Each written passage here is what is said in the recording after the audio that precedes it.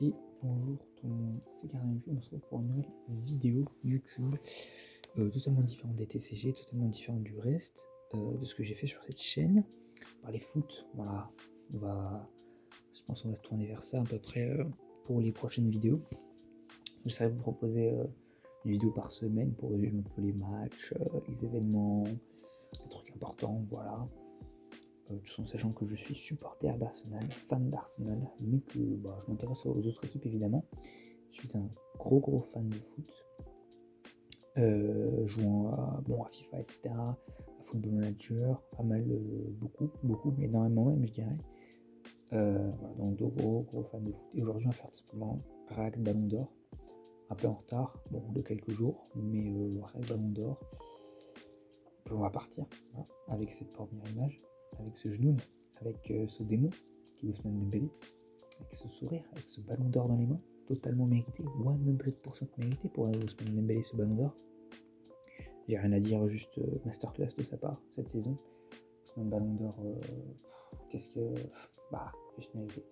On va plutôt react en fait au top. Voilà. Au top. Alors je vais présenter, j'ai fait des fiches après pour jusqu'au top 8. Voilà. J'avais la flemme de faire le reste après, et puis si j'ai plus des informations sur ça, à critiquer des choses, à féliciter des choses aussi. Je vais parler de la saison des joueurs en global. Donc premier Ousmane Dembélé. Voilà. Pas trop de débat là-dessus. Pour moi, c'était mon favori. Et je pense que pour tout le monde, ça l'était, ou ça aurait dû l'être en tout cas. Deuxième, Lamine Yamal. Bon, il y a un débat là-dessus. Pour moi, je l'aurais pas mis deuxième. Je l'aurais mis quatrième personnellement. Voilà. Ou troisième. Non, j'aurais mis quatrième. Et à sa place, j'aurais mis Rafinha qui s'est fait arnaquer, qui était cinquième. Rafinha, on verra après sa fiche. Extrêmement fort.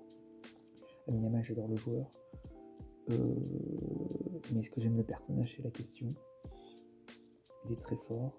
À un moment de la saison, il n'a pas été très régulier. Et on ne peut pas parler d'un joueur. En fait, pour ce ballon d'or de cette année, c'est pas forcément des individualités. Je m'explique.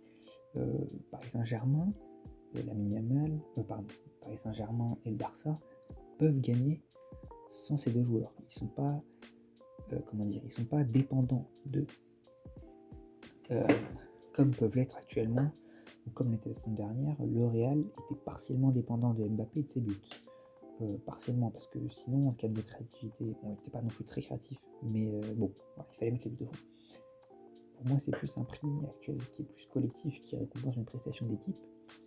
Et bien sûr, ces deux joueurs ont fait des très bonnes saisons, ont été très bons, ont participé à cet effort collectif, mais pour moi, la victoire d'Ousmane Dembélé, c'est la victoire du Paris Saint-Germain. C'est la victoire d'un Paris Saint-Germain qui était monstrueux, sûrement la meilleure saison du Paris Saint-Germain de son existence, et je pense l'une des meilleures saisons de Ligue des Champions. Alors, en termes de résultats, c'est vrai qu'ils sont qualifiés au barrage, que c'est un peu catastrophique au début, mais tu te relances et après tu es monstrueux en phase finale, en phase d'élimination directe. Donc moi je félicite la prestation du Paris Saint-Germain, et pour moi c'est un ballon d'or qui récompense une prestation d'équipe exceptionnelle. Et une deuxième place qui pour moi doit être accordée au Barça, parce que prestation aussi d'équipe exceptionnelle. Malheureusement tu t'effondres contre l'Inter, mais un match où Lamine Yamal fait une énorme prestation aussi. Pour moi, tu t'es considéré pendant longtemps avec Liverpool comme la meilleure équipe du monde, avec après Paris Saint-Germain qui est venu quand il a détrôné Liverpool en 8ème, je crois. C'est 8ème ou quart, je ne sais plus. Voilà. Et après, au final, il n'y a plus d'affrontement Paris-Barça à ce moment-là. Mais il y en aura un mardi prochain. Paris-Barça. Bon, pas tout l'effectif, c'est un peu dommage du coup. Il y a pas mal de blessés, notamment Dembélé, Doué, Yamal, Rafinha, je crois. Donc voilà. Mais pour moi, le deuxième joueur devait être de Barça. Donc pour moi, c'est soit Rafinha, soit Lamine Yamal. Pour moi, ce serait comme Rafinha. Donc troisième Vitinha, je l'aurais pas bougé. Salah quatrième, pour moi, il serait sixième. Et donc mon top 6, on va dire. Du coup pour ça, parce que c'est le truc que je vais toucher le plus. Donc ce serait Ousmane, Rafinha, Vitinha, Yamal, Hakimi, Salah. Donc Hakimi 5ème et Salah 6ème. En 7ème place, Mbappé pour moi c'est mérité. Mbappé doit être top 10 parce qu'il a sorti une très très grosse saison, une de ses meilleures en termes statistiquement. En termes de trophées, bon évidemment, à part une super coupe d'Europe, ça n'a pas été très fameux. Et un Real un peu. Un Real nul, hein, enfin nul. Un Real qui était en dessous des attentes. 8ème place, la grosse fraude de Cole Palmer avec son gros front de merde. Apparemment gagner une coupe du monde des clubs, apparemment maintenant c'est important, sachant qu'avant on s'en battait les couilles, voilà, je le dis très clairement, sans aucun filtre. Excusez-moi, mais quand le Real gagnait la coupe du monde des clubs, quand le gagnant d'un Ballon d'Or gagnait la coupe du monde des clubs, c'était pas l'argument qu'on ressortait. Alors évidemment vous me direz oui mais ils ont gagné la Ligue des Champions et tout, mais on s'en bat les couilles. La coupe du monde des clubs on s'en fout. En plus tu gagnes la coupe du monde des clubs contre un Paris qui n'a absolument aucun match d'entraînement, qui n'a fait que jouer depuis la fin de la Ligue des Champions. Tu peux pas mettre un mec top 8 du Ballon d'Or alors qu'il y a des mecs qui méritent plus comme Pedri, Kvara, Nuno Mendes, top 8 juste sur une putain de compétition où en vrai on en a rien à foutre. C'est juste pour faire du divertissement l'été. La vérité c'est ça. Et en plus de ça, la saison de Chelsea est pas folle et Cole Palmer est pas faux du tout. Vous allez voir ses stats après. Bien sûr on juge pas qu'aux stats, mais moi déjà le joueur, c'est un très bon joueur, mais pour moi il a encore des choses à prouver. C'est pas voilà. Et Chelsea actuellement cette saison c'est pas si mal, ça commence pas si mal, c'est plutôt bien. Mais la saison dernière pour moi Chelsea c'était voilà, ils ont fait 3ème je crois la saison dernière, si je dis pas de bêtises. Pour moi Cole Palmer est une fraude. Pour moi Cole Palmer ne doit pas être dans le top 30. Aucun joueur de Chelsea ne doit être dans le top 30.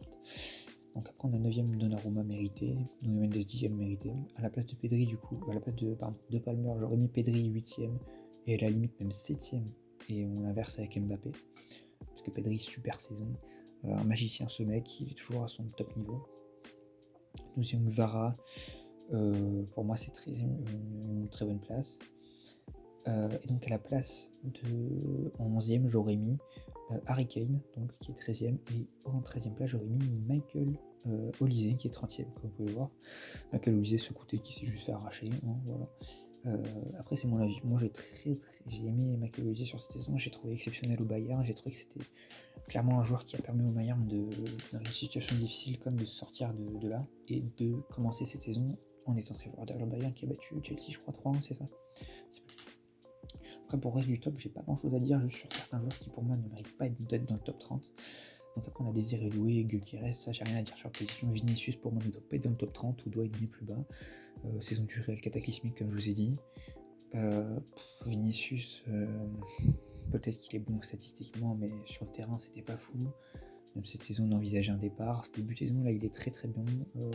Avec Mbappé on a retrouvé un vrai Vinicius, une vraie mentalité, un vrai style d'équipe avec un vrai Real qui pour moi est en train de devenir de plus en plus fort, mais pour lui il lui faut encore des grosses affiches pour vraiment se prouver que la machine est relancée. Voilà. Lewandowski 17ème. Pour moi c'est uniquement statistiquement aussi, j'ai trouvé un Lewandowski assez régulier cette saison avec le Barça, qui a fait son rôle de neuf mais qui des fois a été un peu nul. Voilà, c'est un peu ce qui manque au Barça actuellement. Je dirais un vrai neuf, même si Rafinha peut faire l'affaire et on peut se débrouiller. Pour moi il manque un vrai tueur devant, même si le Barça n'a pas l'habitude de rejouer avec un vrai tueur, on pense au neuf que le Barça a eu. Voilà. Alors je dis pas que Suarez c'était pas un vrai tueur, etc. Mais bon, c'était pas forcément des joueurs qui étaient à la manière de Haaland, de Gyökeres qui participent plus au jeu, leur neuf. Voilà, ils jouent plus avec pas un faux neuf, mais un neuf qui participe, qui a de la technique balle au pied, quoi, qui n'est pas qu'un pur finisseur. Après McTominay 18ème, meilleur joueur de Serie A avec Naples, il vient d'arriver à Naples en plus en quittant United, si je dis pas de bêtises. C'est un des grands artisans de la remontée de Naples, qui était je ne sais plus combien la saison dernière, mais après son titre, et donc là qui regagne le titre avec Conte en entraîneur. McTominay qui était très très bon, 18ème place. Pour moi il aurait peut-être été en dessous de João Neves, même s'il est meilleur joueur de Serie A, parce que João Neves a sorti une très très bonne saison pour sa première saison à Paris. Première saison, deuxième, je ne sais plus, bon, en tout cas très très grosse saison Neves. Après Lautaro Martinez 20ème, c'est vrai que l'Inter on l'a un peu sous-coté quand même, l'Inter de demi-finale de Ligue des Champions, finale pardon de Ligue des Champions, excusez-moi. Très gros match contre le Barça, Martinez très très fort, Martinez qui pour moi a été et restera un des meilleurs buteurs européens. il est toujours sous-coté ce mec, mais bon, il envoie toujours des sacrés buts. C'est comme Marcus Thuram en Ligue de France, bon c'est pas fameux, mais à l'Inter, quand il joue à deux, quand il joue en pivot avec Martinez, c'est très très fort, c'est très très solide l'Inter. Mérité d'avoir deux joueurs de l'Inter du coup avec Dumfries après. Dans son top 30 du Ballon d'Or pour la Serhou Guirassy. Bon, Dortmund c'était nul, mais Serhou Guirassy les a sauvés. Voilà. Serhou Guirassy a fait le taf d'une armée, a fait le taf d'une équipe, largement mérité 21ème place. Il mériterait même peut-être d'être au-dessus de Martinez. Voilà. Après, McAllister pour la performance de Liverpool et pour McAllister, super milieu, exceptionnel. Bellingham va 3ème. Bellingham, je sais pas. Voilà, je sais pas. Je pense qu'il ne devra pas être dans le top comme Vinicius. Pour moi, il n'a pas. Mbappé mérite par sa performance individuelle, parce que aussi Mbappé est soulier d'or européen, donc ça veut dire meilleur buteur en fait d'Europe. Bellingham pour moi mérite pas d'être là. Fabien Ruiz 24ème. Bon, Fabien Ruiz qui se réveille en deuxième partie de saison, mais qui est tenu, enfin même avec l'Euro, avec l'Espagne qui a juste prouvé comme un malade. J'adore Fabien Ruiz. Heureusement qu'il a changé, sinon ça aurait été un Carlos Soler bis et il aurait vite dégagé. Voilà. Dumfries 25ème, pas mal. Bon, je vous avoue que l'Inter j'ai pas trop regardé, je connais la perf, etc. Mais Dumfries pour moi c'est un très très bon latéral. Bon, c'est pas le meilleur latéral droit du monde, mais voilà. Je connais surtout pour cette battue avec Théo Hernandez, c'est plus un mec qui se bagarre pour moi. Erling Braut Haaland, le dictateur, voilà. City, saison cataclysmique aussi comme le Real, mais encore plus même. Nice, je sais plus combienième. Uniquement par ses perfs individuels, hein, c'est un peu quand même Mbappé, mais en dessous. Voilà. Et Haaland, en vrai, moi je trouve que c'est un bon joueur malgré les critiques. Hein, c'est quand même un très très bon finisseur, un très bon buteur. Declan Rice 27ème, mérité. Arsenal, je supportais l'Arsenal et en étant assez objectif. Très bonne perf en Ligue des Champions, on pense à son doublé sur coup franc face au Real. Voilà. Et un joueur d'Arsenal mérité donc de cette liste. Alors j'aurais peut-être mis plus bas, voilà, en dessous de Van Dijk, et voilà. Van Dijk 28ème mérité pour la part de Liverpool, super performance. Ça fait plaisir de voir des joueurs défensifs, enfin des défenseurs quoi, parce que dans le top 10 on a deux latéraux. Alors c'est sûrement les meilleurs perfs de latéraux, peut-être pas de l'histoire, mais on s'en rapproche quand même. Offensivement, Hakimi je crois c'est la meilleure, et Mendes aussi. Parce que si on regarde le top 15, on a effectivement que des joueurs offensifs, et on a quelques milieux, on en a 2, 3, 4 à la limite, et c'est des milieux assez offensifs. Même si Pedri joue un peu plus bas, mais voilà. Après on a Florian Wirtz, bon, je sais pas, je l'ai pas vu beaucoup jouer, j'ai pas trop regardé Liverpool pour tout vous dire, j'ai regardé la première ligue. Sur ce que j'ai vu, c'était pas exceptionnel ce début de saison actuellement. Liverpool pour moi, de toute façon pour moi ils ont pacté avec Dims ou avec le diable. Hein. Chaque match que je vois de Liverpool, c'est nul. Ils font des nuls, enfin c'est pas nul comment dire, mais à chaque fois que je vois il y a un nul à la 80e ou alors ils perdent, et à chaque fois je reviens 95e, 97e, un but sorti nulle part. Pour moi ils ont pacté avec le diable ces mecs, c'est pas possible. Pour moi voilà, c'est Oler Devils. Pour moi ils ont pacté avec le diable hein, ces mecs. Hein. Je sais pas d'où un slot sort, mais pour moi lui il a fait un pacte avec le diable ce mec. Voilà. Et donc après comme je vous ai dit Michael Olise, que je mettrais 13ème personnellement pour la perf, et aussi parce qu'il a sauvé avec Kane aussi le Bayern. Du coup il manquerait techniquement un top 30 ou que je rentre 2-3 joueurs vu que je sors Bellingham, Vinicius et tout. J'ai pas trop d'idées de joueurs en vérité. On a un goal pour une fois, top 9. Vu la perf, c'est quand même pas mal.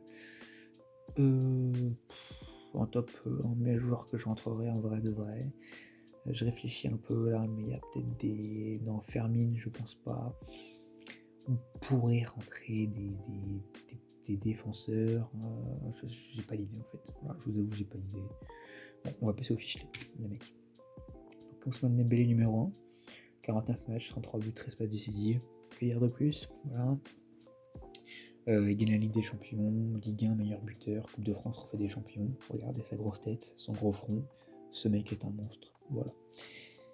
Deuxième, Lamine Yamal avec sa sale gueule. Voilà. Mérité pour toi, sale chien. Je te déteste. Pour ça, j'ai la sélection espagnole ou la sélection marocaine. On retiendra. 55 matchs, 18 buts, 21 passes D. Voilà. Je tiens juste à préciser le ratio quand même. Comparé à Dembélé, il faut les se faire foutre. La Liga, meilleur passeur, Coupe du Roi, Super Coupe d'Espagne, très très bon joueur, très spectaculaire. Mais bon, il suffit pas de baiser des nains pour être bon. Donc, voilà. Surtout qu'apparemment, alors je sais pas si c'est vrai, mais j'ai vu sa copine qui fait 1m45, elle s'est fait voler par Martin Tuno, bien joué. Martin Tuno, si vous savez pas, il joue au Real. Donc bon, ça c'est un peu le football que le Real a décidé d'engager, voler toutes les meufs du Barça apparemment. Voilà, donc ça a commencé par là, je pense. Tout simplement. Et après on va juste voler les joueurs, hein, tranquillement, sans aucun problème. Vitinha, numéro 3, 52 matchs, 7 buts, 3 passes décisives. Il gagne la Ligue des Champions, la Ligue 1, la Coupe de France, Trophée des Champions comme tous les joueurs de Paris. Et il gagne aussi la Ligue des Nations. Et oui, c'est important ça. Alors, c'est pas l'équivalent de l'Euro, mais il gagne avec le Portugal contre l'Espagne. Donc ce mec est plus fort que Lamine Yamal. Non, je rigole, bien sûr que non. Alors, c'est surtout pas les mêmes postes. Donc bon, les abrutis sur TikTok qui comparent les postes, les mecs en mode oui, mais Vitinha ou tu Lamine Yamal, ça n'a aucun sens. Allez vous faire enculer, voilà. À quel moment on compare un milieu avec un ailier et son apport sur le terrain, sincèrement. Bon, Salah, c'est djihadiste, avec 52 matchs, 34 buts, 23 passes décisives, première ligue, meilleur buteur et passeur. Voilà, un gros terroriste sur le terrain, jusqu'à allume les cages comme un malade mental. Qu'est-ce que j'ai à dire de plus? Son dégradé magnifique, il a enlevé enfin le buisson qu'il avait sur la tête. Pour moi, ce mec aussi a pacté avec le diable, voilà, je le dis. Bon. Numéro 5, ça a bugué. C'est tout ce que j'avais à dire sur ça. Après Rafinha, regardez comment il tire sa langue. Sachant que sa meuf a tweeté, tu es un fou mon mari, j'espère qu'il lui fait des grosses dingueries. Non, je rigole bien sûr, avec tout le respect. Voilà, un monstre, 57 matchs, 34 buts, 20 passes décisives. La Liga, Super Coupe d'Espagne, Coupe du Roi. Ce mec est définitivement trop fort. Je me souviens encore quand il était à Leeds et que je l'insultais personnellement tellement il était nul. Je pense que c'est l'un des mecs qui a le mieux globe de toute sa carrière. Voilà. Après ça, on a Ashraf Goat. Ashraf Hakimi, 48 matchs, 19 buts, 12 passes décisives. Ligue des Champions de Ligue 1, Coupe de France, Trophée des Champions. Que dire sur ce mec? Juste qu'il est trop fort. Numéro 6, voilà, je vous ai déjà dit mes changements. Je vous fais des défis histoire de vous rappeler quand même les monstres. Ok, après on a Kylian Mbappé, alias Mobutu. Mobutu le dictateur. Regardez, il a une petite trace de merde sur son cul qu'on met en bas. 56 matchs, 43 buts, 5 passes décisives. Un gros malade mental. Début de saison, il est sous-dégradé. J'ai jamais vu ça. Ce mec est trop fort. Super Coupe de l'UEFA, Coupe intercontinentale de la FIFA, soulier d'or. Par contre, en triplé. Si on envoie des refs, ce mec, regardez comment il tient son point. C'est juste, en fait, comment il parlait un dictateur, en fait. Mobutu parlait comme ça, Staline parlait comme ça, Mussolini parlait comme ça. Ce mec est juste un dictateur sur le terrain, en dehors du terrain. C'est un fou, voilà. Et après, évidemment, la grosse fraude qui se touche les bras parce que c'est un homosexuel. Cole Palmer, numéro 8, 46 matchs, 15 buts, 11 passes décisives, Coupe du monde des clubs, Conference League.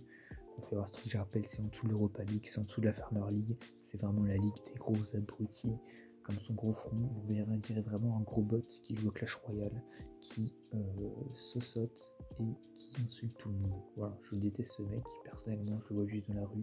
J'ai envie de lui mettre une patate. Voilà, globalement. Bon, je ferai sûrement jamais ça parce que j'ai pas de couilles, mais bon, ça c'est un autre débat. Donc, Cole Palmer, bon, les stats parlent d'elles-mêmes, hein. 46 matchs, 15 buts, 11 passes décisives, c'est pas dégueu. Sûrement le meilleur de son équipe. Mais vu que je suis fan d'Arsenal, je déteste Chelsea, et en plus de ça, Chelsea sont des merdes. Globalement, c'est une merde ce mec. Bon, du coup, c'est la fin de cette vidéo, les gars. Une ambiance un peu plus dark, un peu plus mystérieuse, un peu plus sombre. Après, ce sera avec Ballon d'Or. Je ferai un petit résumé. Je pense que dimanche, ça sortira dimanche, lundi. Des petits matchs de cette semaine. Il y a eu pas mal de trucs. On fera la semaine prochaine. Il y aura le résumé des matchs de Ligue des Champions aussi. Il y en a eu cette semaine aussi, mais voilà. Avec des sacrés matchs.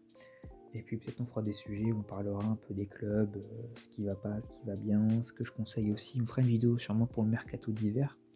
Si jamais vous savez pas, il y a un mercato, donc un marché des transferts, une période où on peut effectuer des transferts entre clubs en hiver, donc ça commence en janvier jusqu'à je ne sais plus quand, ça dépend des championnats, mais en Europe c'est à peu près tout le temps la même chose. Et après on en a une en été, c'est souvent le grand mercato, on appelle la mercato d'été. Et souvent mercato d'hiver, on recrute des petits trucs pour combler, donc c'est un peu une pause de mi-saison. Si jamais on voit qu'on a des failles quelque part, on vend, on achète, on vend ou on prête, voilà. On fera une vidéo, je pense que les gros clubs, on fera genre les 5 meilleurs ou les 5 qui m'intéressent le plus doivent recruter. On fera aussi Arsenal bien sûr parce que Bon, on n'est pas à notre prime niveau, même si on a recruté le gros Suédois qui met 55 000 buts. Bon, les gars, c'était une super vidéo. Voilà, je vous recommande de vous abonner, de liker, de commenter, de faire ce que vous voulez en fait. Juste soyez libres les mecs, kiffez. C'est un petit règle Ballon d'Or. Pour moi, ce Ballon d'Or est exceptionnel, meilleur que le vieux Ballon d'Or volé par le Renaud Rodri. Même si Rodri, au respect sur toi, t'es vraiment un bon mec. Parce que j'ai vu un documentaire où en gros, bon je sais plus quoi, mais en même temps que de jouer à Villarreal, je sais plus, il étudiait un truc où c'était vraiment un bon, je sais plus. Bon, en tout cas, volé à Vini, mais c'est pas grave. Il y a des erreurs des fois. Bon, c'est pas pire que ceux de Messi.